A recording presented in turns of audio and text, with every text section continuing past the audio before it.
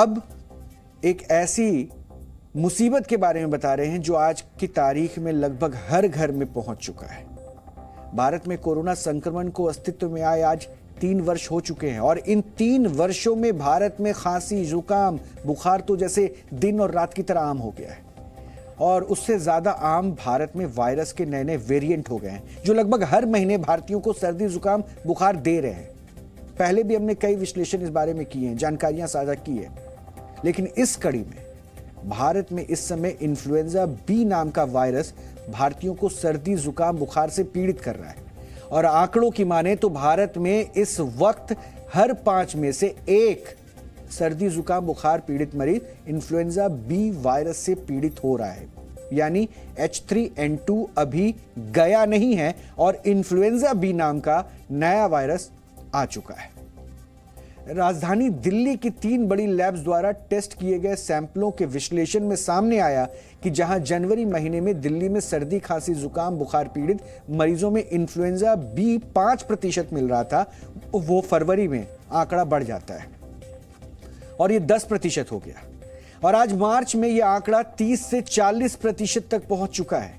यानी दिल्ली में सर्दी, जुकाम, बुखार से पीड़ित हर 10 में से 4 व्यक्ति इन्फ्लुएंजा बी वायरस से पीड़ित हैं। इसी तरह H3N2 के मामले अब दिल्ली में घट रहे हैं। जहां जनवरी में सर्दी, खांसी, जुकाम, बुखार से पीड़ित 50% मरीज H3N2 से पीड़ित थे, तो फरवरी में यह संख्या घटकर 20% हो गई और मार्च में सिर्फ 10%। यानी आज देश की राजधानी में H3N2 नहीं, इन्फ्लुएंजा बी ज्यादा कोहराम मचा रहा है। अब आप सोच रहे होंगे कि ये इन्फ्लुएंजा बी वायरस है क्या? हर दिन तो कोई नया नया वायरस सामने आ रहा है। हमने सबसे पहले आपको एडिनो बताया, फिर हमने H3N2 बताया, अब ये इन्फ्लुएंजा बी आ रहा है। तो वैज्ञानिकों के मुताबिक मनुष्य को संक्रमित करने वाला इन्फ्लुएंजा वायरस 3 प्रकार का होता है, A, B, C और D। ये चौथा प्रकार है। इन्फ्लुएंजा बी इंसानों में होता है और सीजनल फ्लू का ये लगभग एक प्रकार माना जाता है।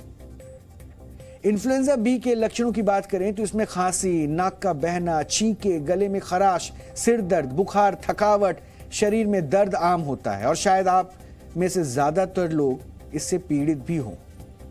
हालांकि ये गंभीर बीमारी में नहीं बदलता, आमतौर पर मरीज ठीक हो जाते हैं, लेकिन H3N2 की तरह इस बीमारी से भी बुजुर्गों, बच्चों और बहुत बीमार लोगों को सावधान रहना चाहिए। अब आप ये समझिए कि इन्फ्लुएंजा ए और बी में क्या फर्क है। ए गंभीर बीमारी का कारण बन सकता है। फिलहाल इसके सब टाइप H3N2 और H1N1 फैले हुए हैं और इन्फ्लुएंजा बी गंभीर बीमारी नहीं बनता। इन्फ्लुएंजा बी के सब टाइप नहीं है, बाकी वायरस की तरह इसके वेरिएंट हो सकते हैं। इन्फ्लुएंजा ए इंसानों के साथ पक्षियों में भी फैल सकता है। इन्फ्लुएंजा ए का सब टाइप H1N1 बर्ड्स में फैलता है और इन्फ्लुएंजा बी सिर्फ इंसानों में संक्रमण फैलाता है। इन्फ्लुएंजा ए महामारी बन सकता है, जबकि इन्फ्लुएंजा बी संक्रमण तेजी से फैलता है लेकिन बड़ी महामारी नहीं बनता है।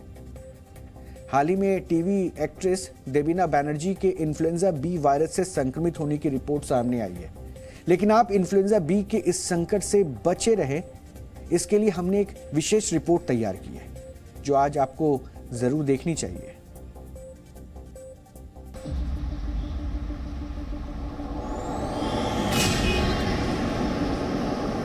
डॉक्टरों की ओपीडी हो या पैथोलॉजी लैब, हर जगह आज सबसे ज्यादा चर्चा हो रही है इन्फ्लुएंजा बी वायरस की, क्योंकि दिल्ली में आज सर्दी, जुकाम, बुखार से पीड़ित हर 5 में से दूसरा मरीज इन्फ्लुएंजा बी से पीड़ित है। अब सबसे पहले आपको वो तकनीक दिखाते हैं जिससे आप समझ पाएंगे कि इन्फ्लुएंजा बी का आखिर पता कैसे चलता है। दिल्ली समेत पूरा देश इस वक्त अलग अलग तरह के वायरल बुखार की चपेट में है, लेकिन आपको कौन सा बुखार है, किसे किस वायरस ने जकड़ा है, इसकी जांच इस तरह की लैब में की जाती है। इस वक्त आप यहाँ देख रहे हैं एक टेस्ट चल रहा है। ये दरअसल यही पता लगाने के लिए किया जा रहा है कि कौन से फ्लू का शिकार है ये मरीज जिसका सैंपल लिया जा रहा है।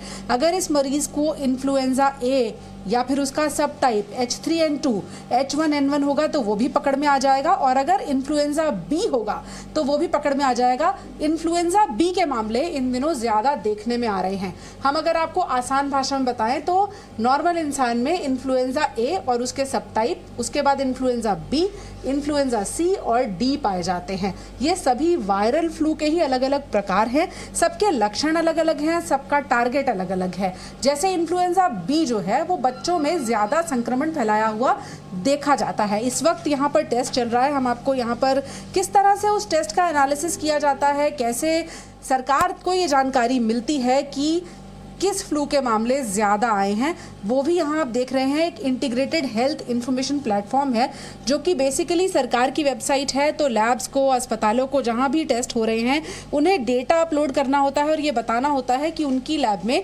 किस तरह की संक्रामक बीमारियों के केस ज़्यादा देखने में आ रहे हैं।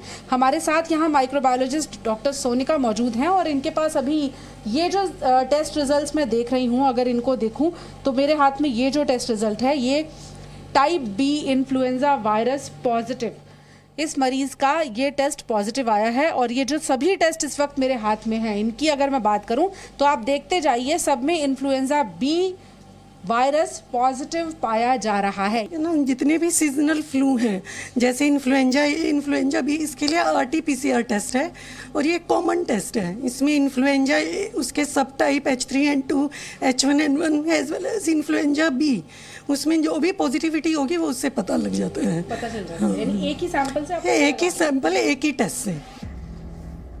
टेस्टिंग तो आपने देख ली, अब आप दिल्ली में रहने वाली इंद्रप्रीत कौर से मिलिए। कई दिनों से इंद्रप्रीत सर्दी, जुकाम, बुखार से पीड़ित थी। ठीक नहीं हुई तो डॉक्टर को दिखाया। लैब में टेस्ट हुआ तो पता चला कि वो इन्फ्लुएंजा बी से संक्रमित है। तो हल्का हल्का कोल्ड कफ था स्टार्टिंग में, फिर वो धीरे धीरे मतलब ज़्यादा होने लगा, फिर सडनली खांसी इतनी होने लगी, मतलब कि कंटिन्यू होती थी, वो रुकती नहीं थी वो खांसी। फिर मुझे फीवर भी होने लगा धीरे धीरे, फिर ऐसे बढ़ता गया। फिर कांस के मेरे चेस्ट में पेन होने लगी। फिर मैंने चेक करवाया तो फिर उन्होंने इन्फेक्शन बताया मुझे और अभी बेटर है पहले से। आज डॉक्टर सर्दी, जुकाम, बुखार से पीड़ित मरीजों के लिए लैब के टेस्ट पर ही निर्भर हैं, क्योंकि यही लक्षण कोरोना के भी हैं, H3N2 के भी और इन्फ्लुएंजा बी के भी। ऐसे में ये नया वायरस डॉक्टरों और मरीजों दोनों के लिए सिरदर्द बना हुआ है। इन्फ्लुएंजा बी किस तरह के लोगों को ज़्यादा अपना शिकार बना रहा है, क्या सिम्टम्स हैं इसके? देखिए मैम, ये एक कॉमन वायरस की तरह ही है। शुरू में सिम्टम्स तो जो नॉर्मल एक वायरल बुखार की तरह आते हैं कि अगर नोज़ इन्फेक्ट हुई है तो रनिंग नोज़ हो जाएगी, आइज़ में कंजंक्टिवाइटिस होता है, अगर थोड़ा गले में गया तो लैरिंजाइटिस या फेरेंजाइटिस आता है। और अगर जो हाई रिस्क ग्रुप हैं, स्पेशली जो बच्चे हैं या एल्डरली ग्रुप हैं या जिनको कोई क्रॉनिक इलनेस है, जैसे अनकंट्रोल्ड डायबिटीज़ है, अनकंट्रोल्ड ब्लड प्रेशर है, तो उनमें थोड़ा सा ये लोअर रेस्पिरेटरी ट्रैक की तरफ जाता है और उनमें कईयों में निमोनिया करने का डर होता है या ब्रोंकाइटिस हो जाता है, सिर्फ ब्रोंका इन्वॉल्व होते हैं या ब्रोंकाइटिस भी हो सकता है। इन्फ्लुएंजा बी वायरस से संक्रमण की शुरुआत इस साल जनवरी में हुई थी और मार्च में ये घर घर पहुंच चुका है, लेकिन जनवरी में इसकी पहचान करना सबसे मुश्किल काम था। फिर इस तरह से H2N2 काफ़ी पॉजिटिव आने लग गए दिसंबर से फेब, और जनवरी में काफ़ी ज़्यादा उसके केसेस आए H3N2 के, और H1N1 के केसेस कम आ रहे थे। इसी तरह से फर्दर फिर हमने टेस्ट को और अपग्रेड किया, जिसमें पूरा फ्लू पैनल, जिसके अंदर इन्फ्लुएंजा ए, जिसके दोनों सब टाइप H1N1 और H2N3, जिसके केसेस काफ़ी जनवरी फरवरी में देखे गए थे। अभी फ़िलहाल वही जब पेशेंट्स और सभी तरह के सिम्टम के लिए आ रहे हैं तो उनका इन्फ्लुएंजा ए नेगेटिव आ रहा है और उसके साथ ऑब्वियसली जो उसके सब टाइप है H3N2 और H1N1 वो भी नेगेटिव आ रहे हैं, बट उनका इन्फ्लुएंजा बी पॉजिटिव आ रहा है, उसी तरह के लक्षण के पेशेंट्स। और अभी हमने इन्फ्लुएंजा बी के केसेस काफ़ी ज़्यादा देखे हैं, अगर मैं मार्च की बात करूँ तो। अब अगर आप भी इन्फ्लुएंजा बी वायरस से पीड़ित हैं, तो सबसे पहले तो आपको परेशान होने की जरूरत नहीं है, क्योंकि ये इन्फ्लुएंजा ए के मुकाबले कम खतरनाक है और माइल्ड है। लेकिन सावधानी बरतना और डॉक्टर की परामर्श से दवा लेना बिल्कुल भी मत भूलिएगा, जिससे कोरोना की तरह आप इससे भी आसानी से पार पा सकते हैं। किसी को 4 दिन से, किसी को 1 हफ्ते से, अलग अलग परेशानियां हैं, लेकिन बुखार सबको बना हुआ है। ये कौन सा बुखार है जो जाता नहीं, उसका टेस्ट जब किया जा रहा है तो पता चल रहा है कि ये इन्फ्लुएंजा बी वायरस है।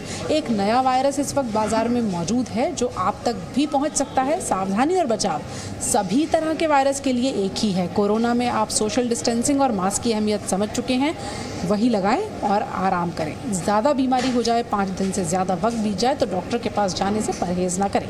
पूजा मक्कड़, जी मीडिया, दिल्ली। जैसा कि हम हमेशा कहते हैं, सचेत रहिए, सावधान रहिए, घबराइए नहीं। जी न्यूज़।